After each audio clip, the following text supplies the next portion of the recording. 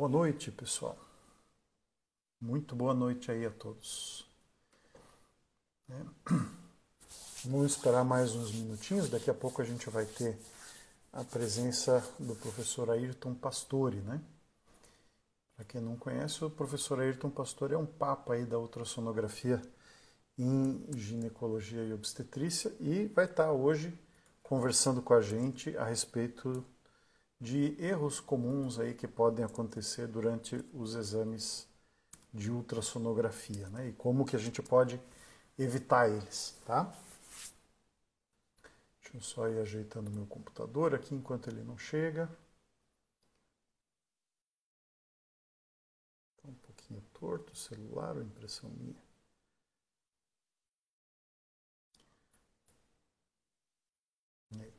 Eu não sei, enquanto ele não vem aqui, eu vou matando um tempinho.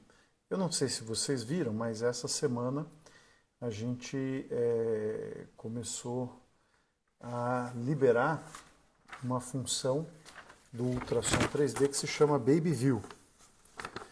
Baby View, deixa eu mostrar para vocês aqui como é que funciona. A paciente manda, ou você manda uma imagem 3D, e aí a gente tem um sistema de inteligência artificial que vai gerar esse rostinho aqui do bebê, tá? Eu vou liberar, para quem estiver assistindo a live, no fim, eu vou liberar um cupom, certo? E esse cupom você vai conseguir fazer, as 10 primeiras pessoas que usarem o cupom vão conseguir mandar uma imagenzinha lá sua de 3D para fazer o 3D, né, de inteligência artificial. Né? Olha lá, Adri, eu vi que a Adri aqui falou que tá bonitinho, olha só que fofo. Manda essa imagem aqui 3D e o sistema vai gerar essa fotinha aqui do bebê. Né? E é bem legal porque ele não gera aleatoriamente, assim, né? O pai e a mãe têm que dizer qual é a etnia deles, então se eles se eles forem afrodescendentes, a pele do bebê vai ser um pouquinho mais escura. Se eles forem caucasianos, um pouquinho mais claro e assim por diante, para tentar acertar aí qual é o aspecto, né, qual é a imagem que o bebê vai ter depois que nascer, tá? Eu vi aqui que o Dr. Pastore entrou, daqui a pouquinho ele vai fazer ali a chamada para a gente conversar e eu já vou entrar com ele aqui para conversar. Deixa eu ver se eu consigo chamar ele aqui. Não, acho que ele, doutor Pastor, é o senhor que tem que pedir aqui para conversar, tá? O senhor tem que clicar no botãozinho aqui embaixo, vamos ver se já tá. Opa, opa.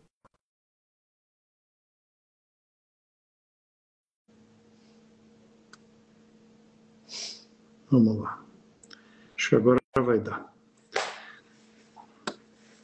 Já chamei. Ai, tá entrando. E agora? Oi, doutor Pastore. Boa noite. Agora sim. Opa, voltou. Doutor Rafael, depois de... Peço desculpa, mas não sei o que estava acontecendo. Eu não estava recebendo o seu aceite. Eu apertei várias vezes o botãozinho, mas não vinha. Poxa... Tecnologia é assim, doutor Pastor. Não, mas olha, deixa eu agora só acertar novamente aqui e colocar a câmera para eu não ficar segurando o tempo todo aqui, tá? Agora, pronto.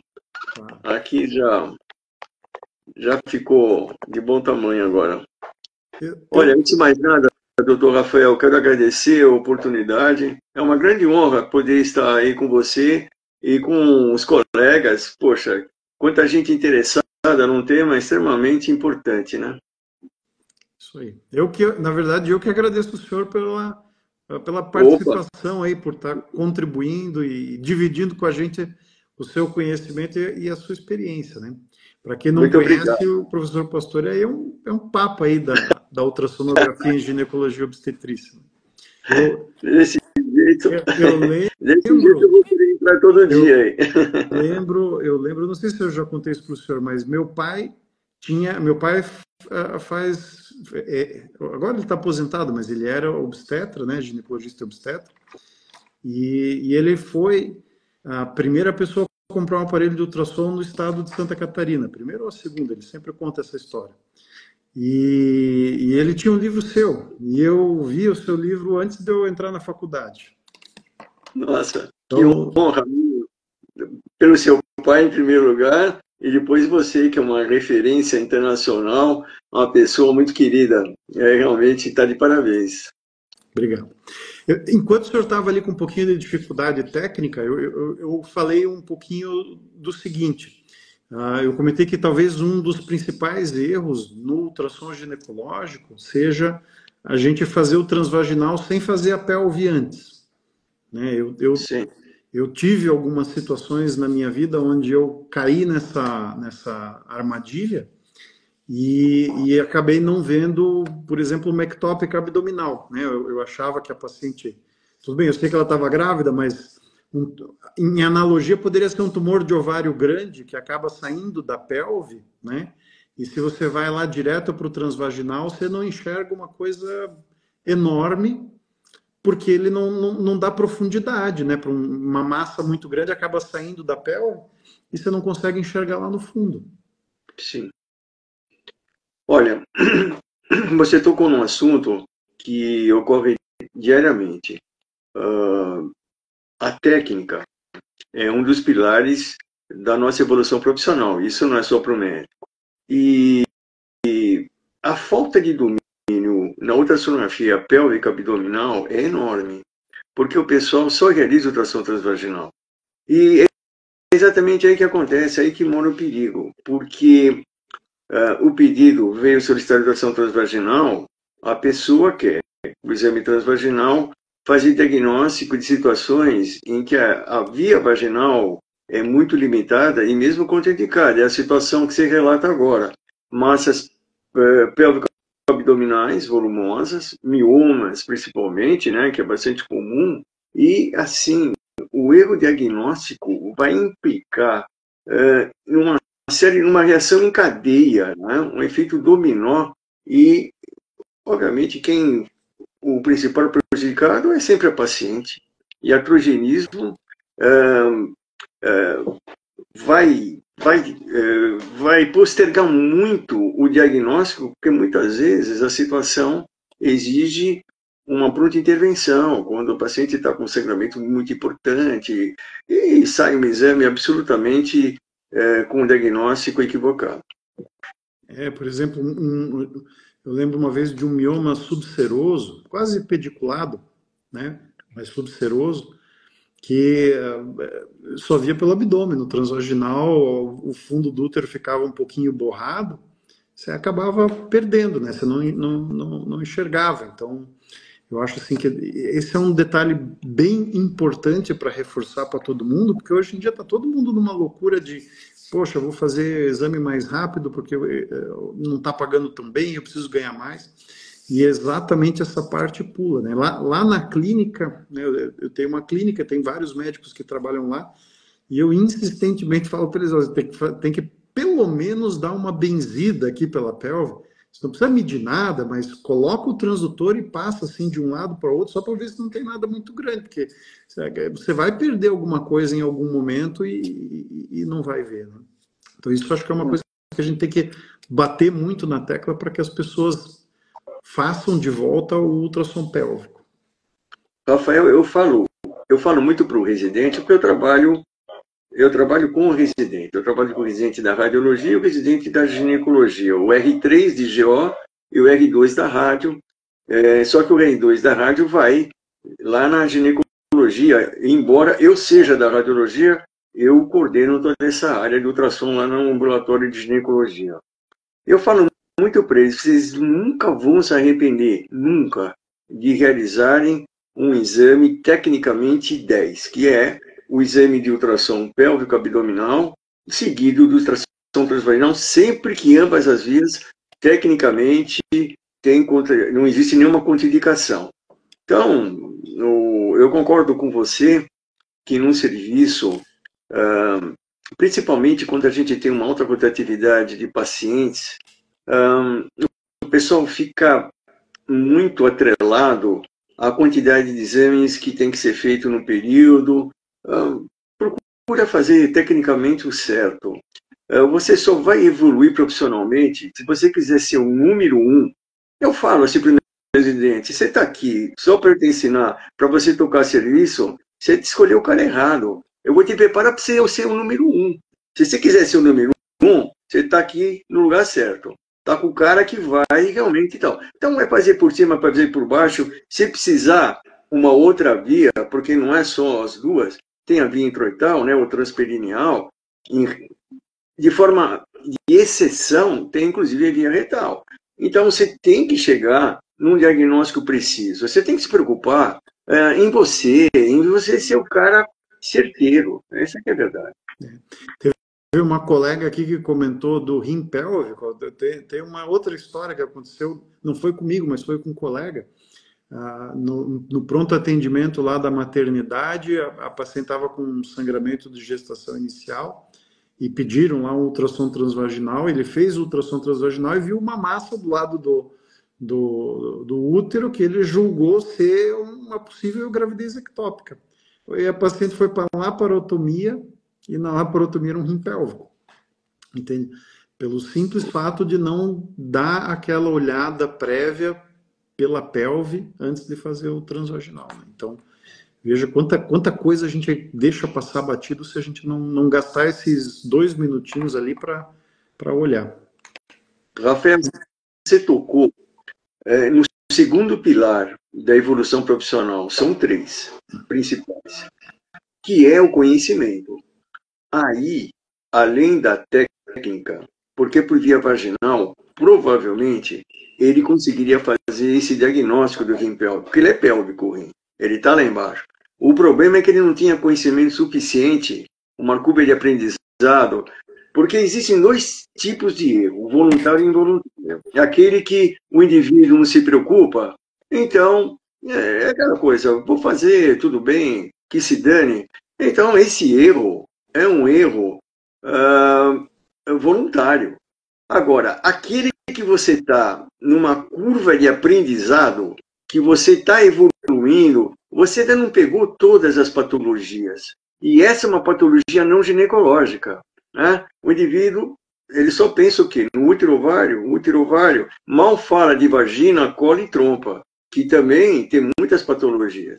E aí acontece isso. Segundo pilar, falta de conhecimento. E conhecimento é a vida inteira. Você nunca para de evoluir em termos de conhecimento.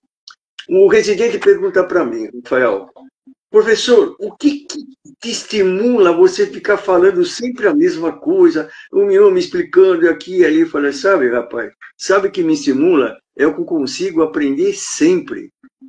A melhor forma de aprender é ensinando. E você vai.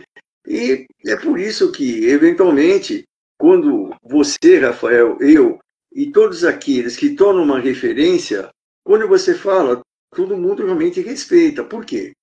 Você costuma ser certeiro, né? Mas não foi do dia para a noite. Não, o senhor tem razão, total razão. Vamos dizer assim, o aprendizado, vamos dizer que é mais valioso, mas também é mais doído da gente adquirir, é a experiência, né? É ver vários casos diferentes e aprender com eles, né? Então, obviamente, eu também levei muito tempo para ver o primeiro rim pélvico, porque eu, como ginecologista e obstetra, não é meu dia a dia fazer, sei lá, exame de paciente que tem rim pélvico. Eu até sei quem foi, na época foi uma residente que pediu para fazer um ultrassom pélvico nela por algum motivo e disse assim, eu tenho um rim pélvico. Só que depois que eu conheci o rim pélvico, agora, vamos dizer assim, dificilmente eu vou deixar de pensar nessa situação. Ou conhecendo a história do colega ali que num exame transvaginal achou que o rim pélvico era uma ectópica, né? Eu automaticamente, quando vejo uma imagem estranha, eu vou olhar pelo abdômen, porque a imagem do rim é diferente do que é uma gravidez ectópica massa heterogênea, né? Porque a apresentação mais comum da ectópica é uma massa heterogênea, mas é bem diferente do rim, né? Até a ecogenicidade é diferente. o erro, nesse caso, costuma ser em cadeia, porque ele não faz o diagnóstico em pé, porque não faz também o diagnóstico da anomalia Mülleriana, que normalmente existe, as duas, com frequência, né?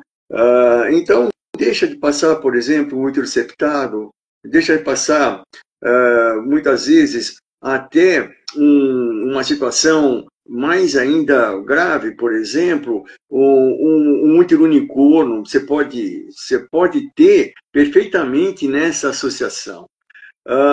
E vice-versa.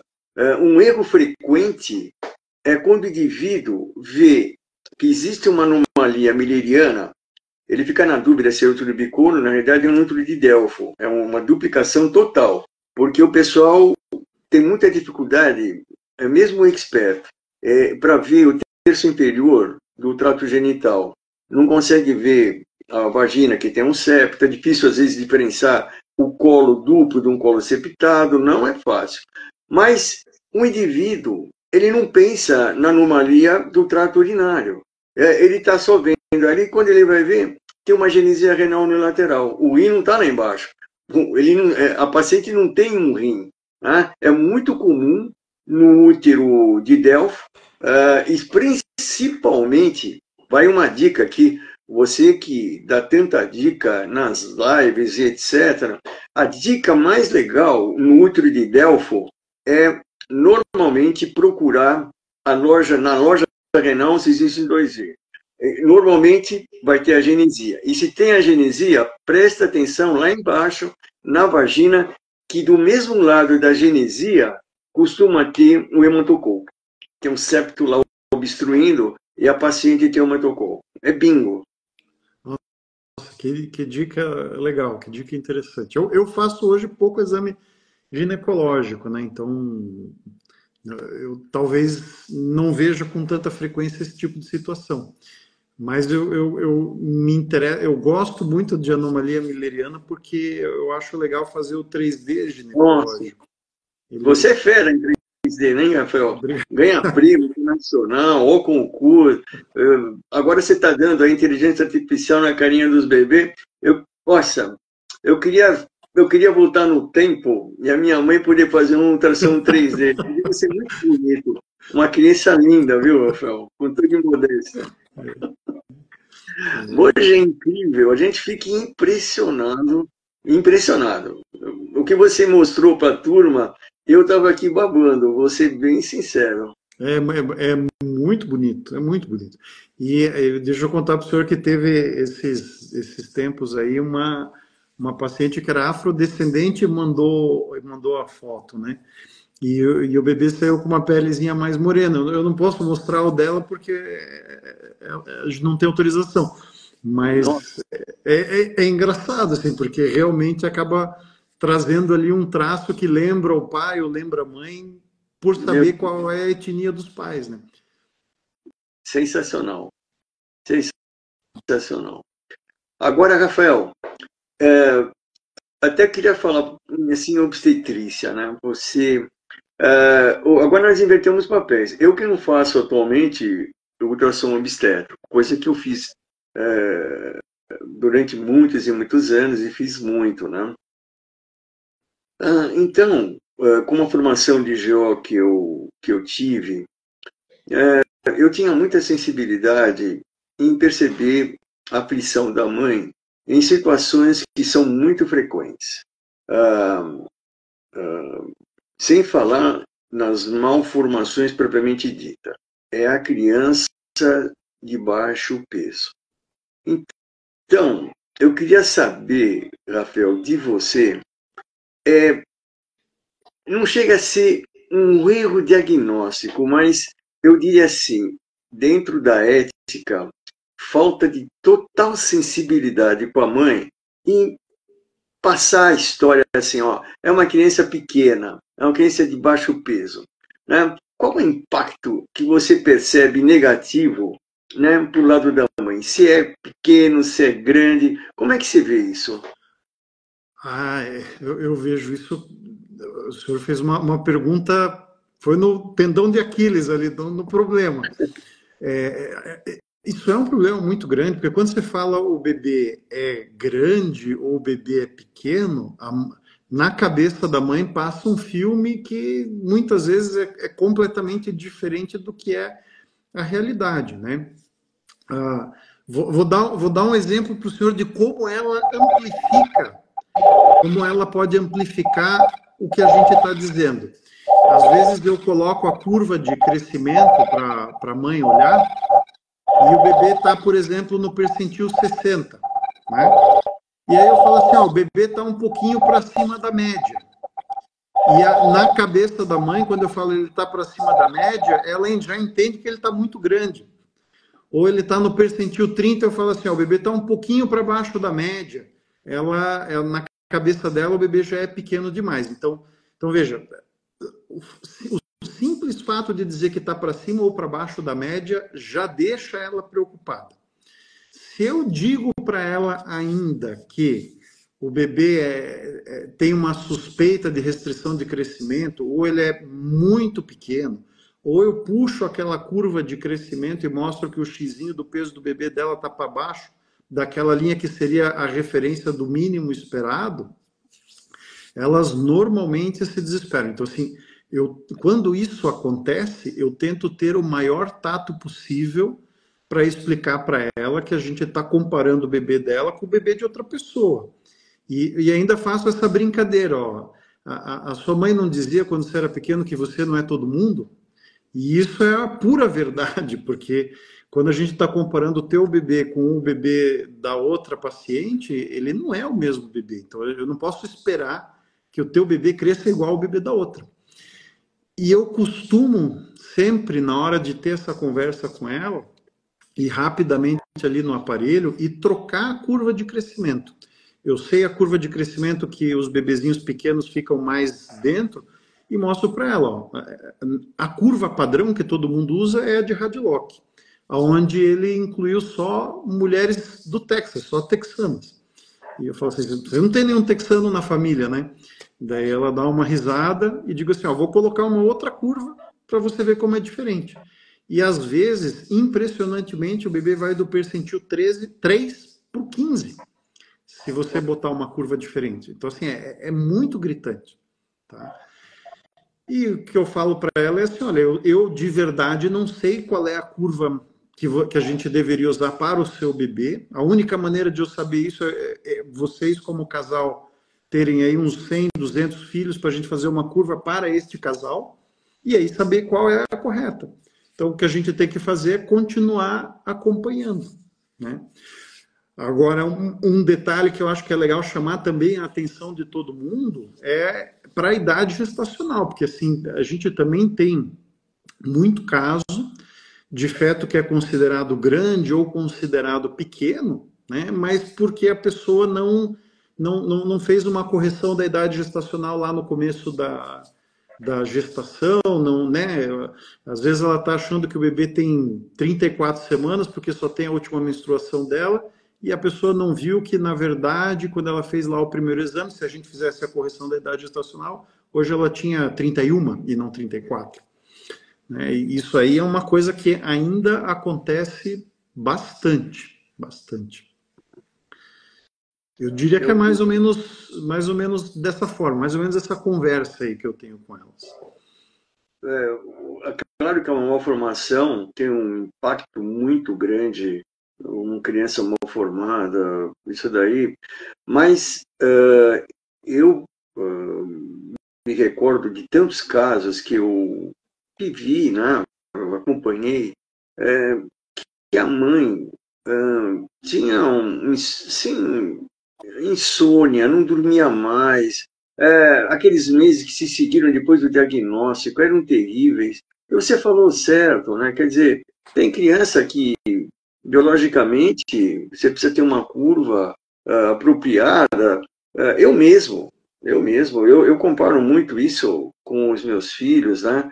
Eu era bem magro, minha esposa muito magra. Quer dizer, dois magros vai dar um magro ao quadrado. Quer dizer, as crianças são pequenas, né? Mas toda mãe sonha. O bebê tem que ter olho azul, tem que ser bebê junto, ter 4 quilos, mas, pô, se tiver 3, tem que dar graças a Deus, porque já deve estar no percentil 80, tão pequeno, né, que deve ser. Muito bom essa tua colocação, com certeza vai ajudar muitas doutoras. Aqui na live, se você fizer uma pesquisa, se a mãe não fica preocupada, a médica, quando está grávida do seu filho, dizer que está abaixo de percentil 10, que seja 25, é 100%. É 100%. E a mãe sempre tem o desejo que o filho esteja na média. Não pode ser nem um pouquinho maior, nem um pouquinho menor. Com certeza. E outra coisa que o senhor falou também de dar o diagnóstico de malformação, eu acho isso tão difícil, né? Eu acho assim que por mais que eu vivencie isso, sempre é uma coisa difícil, porque você nunca sabe qual é a ideia que os pais têm a respeito do assunto. Então, por exemplo, você pode pegar um bebê lá que tem uma mielomeningocele, né, que na maioria das vezes esse bebê vai sobreviver, né, eventualmente pode ter sequelas, sim, mas também pode ser uma pessoa muito próxima do normal, talvez até normal, né?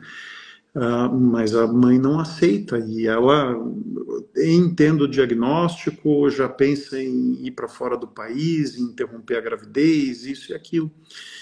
E às vezes tem mães que o bebê tem uma doença até mais grave e elas se apegam muito e querem ter a criança, e querem fazer o possível e o imaginável para que a criança sobreviva, né?